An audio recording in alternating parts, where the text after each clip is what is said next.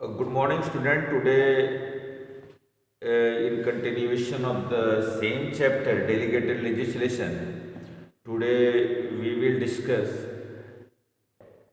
the history of delegated legislation in India. History. What is the history and how this concept of delegated legislation came in India and what is the history behind it? आज मैं आपसे चर्चा करूंगा कि delegated legislation का क्या इतिहास है भारतीय परिप्रेक्ष्य में, भारत में इसका पदार्पण कैसे हुआ and how this concept gradually came in India. तो सिंस अगर हम इस पर चर्चा करना चाहते हैं, यदि हम इस पर विचार करना चाहते हैं, तो हमें जो for the study of the history of delegated legislation in India we have to look into the page of British history.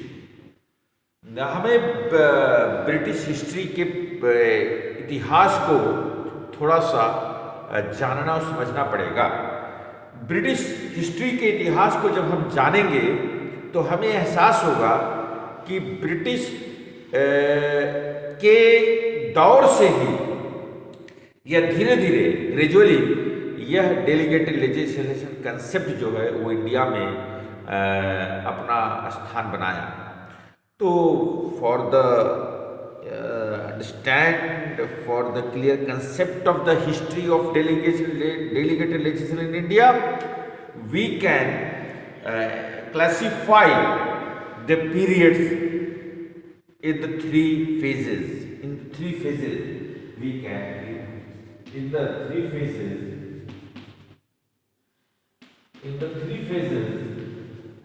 we can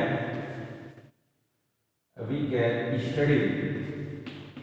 We can study the development, historical development. Historical development of delegated legislation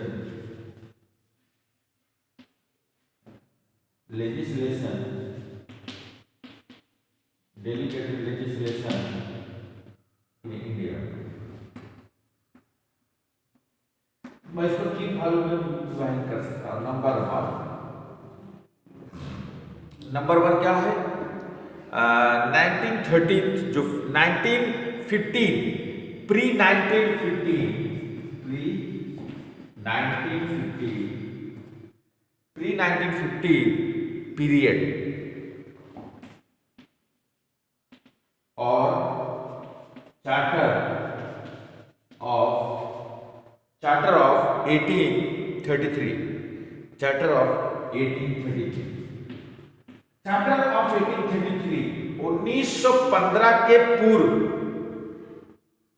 पूर्व pre 1915 के पूर्व के जब हम इतिहास को देखेंगे और खासकर चार्टर 1833 के बाद के फेज को देखेंगे, 1833 के फेज को देखते हैं, तो हमें यह एहसास होने लगेगा कि डेलीगेटेड लेजिस्लेशन प्रत्यायोजित, सरल भाषा में जैसे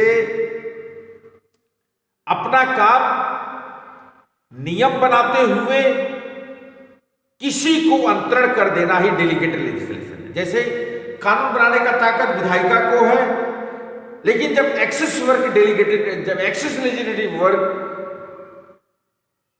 लेजिस्लेटिव ऑर्गन्स को हो गए, उनके पास आ गए, तो वो नियम बनाकर कानून बनाने का काम किसी अन्य विभाग को दे सकते हैं। तो हम इसी काम को कर सकते हैं, कानून बनाने का काम एग्जीक्यूटिव भी कर सकता है, लेजिस्लेटिव के अलावा अन्य विभाग भी कर सकता है।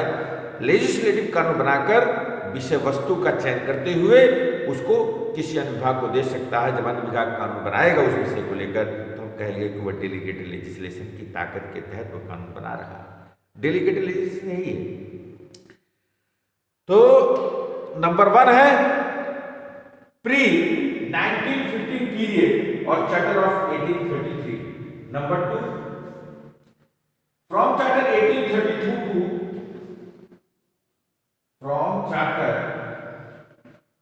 1833 to 1935 till the government of India Act, the Government of India Act 1955. The period since 1915 to the Government of India as amended by the Indian Independence Act, as amended by the Indian Independence Act 1947. दूसरा means 18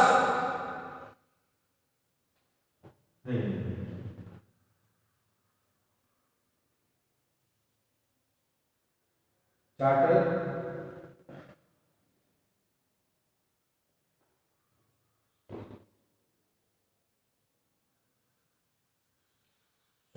sorry यहां पर होगा from since 1952 number 3 from the Constitution of India, 1950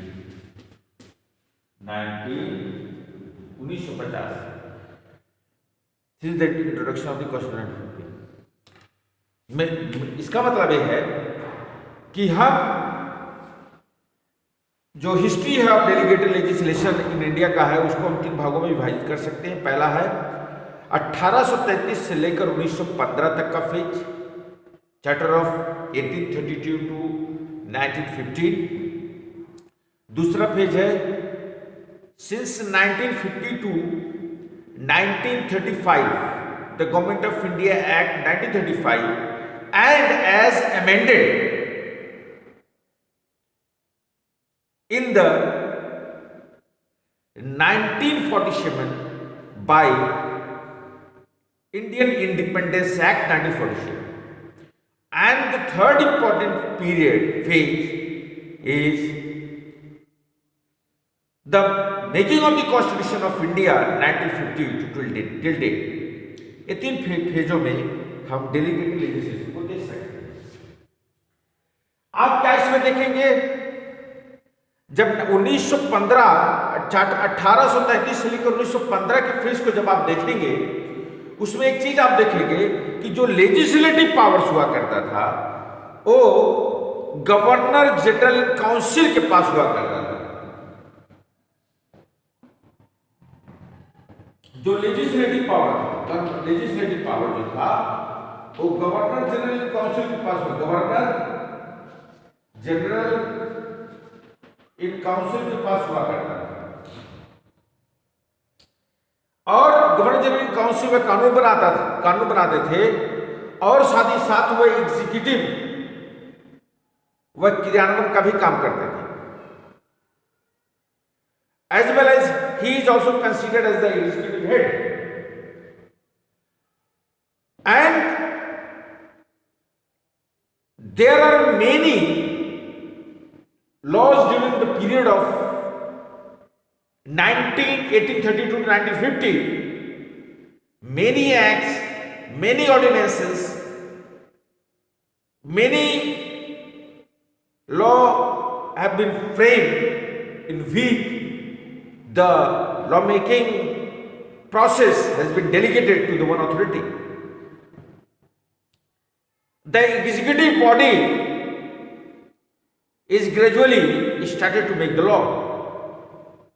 Since the Charter of 1833 to 1950, 1833 से लेकर 1915 के बीच में से ढेर सारे कानून आए।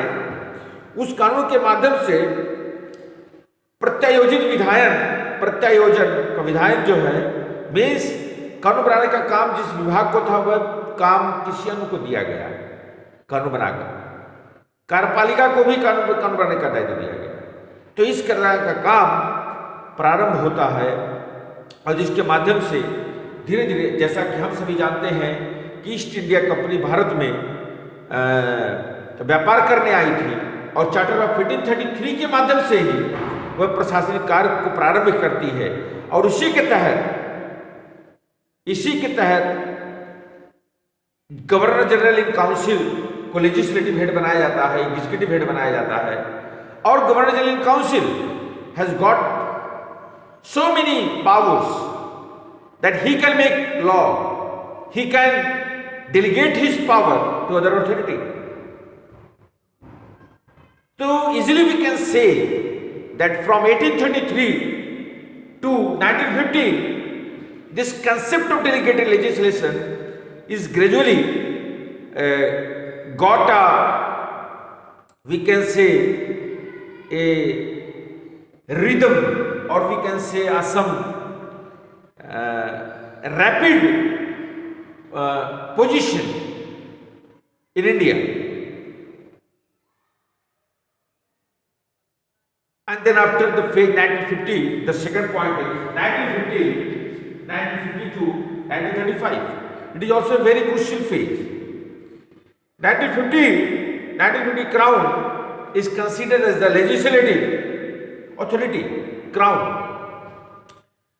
And Crown has also made so many laws by which the executive, purely executive work is delegated to one authority who doesn't come within the authority, within the executive authority body. But due to of delegated legislation, this sort of spirit has got a rhythm even in 1952 to 1935, and also from independence, Indian Independence Act 1947. The rapid, or we can say the speedy position has got delegated legislation, especially from 1950 to 1935, and since 1947, Indian Independence Act 1947.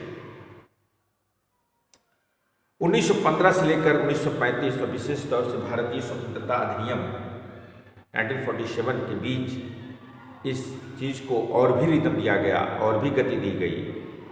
और इस गति का प्रभाव यह होता है कि delegated legislation के माध्यम से जो प्योरली लेजिस्लेटिव ऑर्गन्स का हुआ करता था वो भी ट्रांसफर कर दिया गया, कार्यपालिका का काम किसी अन्य को दिया गया और इसके माध्यम से एक शासन स्थापित करने का प्रयास किया गया। और when we study about the third phase since 1950, since from the making of the Constitution of India 1950, 1950 के बाद से भी हमारे संविधान में ऐसे कुछ अनुच्छेद हैं, उस अनुच्छेद के माध्यम से भी डेलीगेटेड लेजिस्लेशन को मुहर लगाया गया, डेलीगेटेड लेजिस्लेशन को स्वीकार किया गया। प्योरली सेपरेशन ऑफ पावर्स को नहीं फॉलो किया गया। प्योरली सेपरेशन ऑफ पावर्स के माध्यम से शासन नहीं किया जा सकता, ऐसा एहसास करते हुए डेलीगेटेड लेजिस्लेशन को महत्व दिया गया, उनको रिकॉग्नाइज किया गया, उनको रिकॉग्निशन किया गया इस कंसेप्ट को। और आप देखेंगे ढेर सारे ऐसे आर्टिकल्स हैं, आर्टिकल 123, आर्टिकल 123, 240, 357, 240, 357 ऐसे आर्टिकल्स हैं जिसके माध्यम से डेलीगेटेड लेजिस्लेशन और यूनियन टेरिटरी जो है for the peace, progress and good governance के लिए भी ढेर सारे ऐसे कानून बनाए जा सकते हैं। और with the help of this three articles 123, 240 and 357, delegated legislation has been recognized by the Constitution of India, by the founding fathers of the makers of the Constitution of India. So we can say that delegated legislation has become the demand of the society, has become the demand of the modern era, and with the help of this delegated legislation, the governance and the concept of welfare state can be achieved. Thank you very much. Have a nice day. God bless you.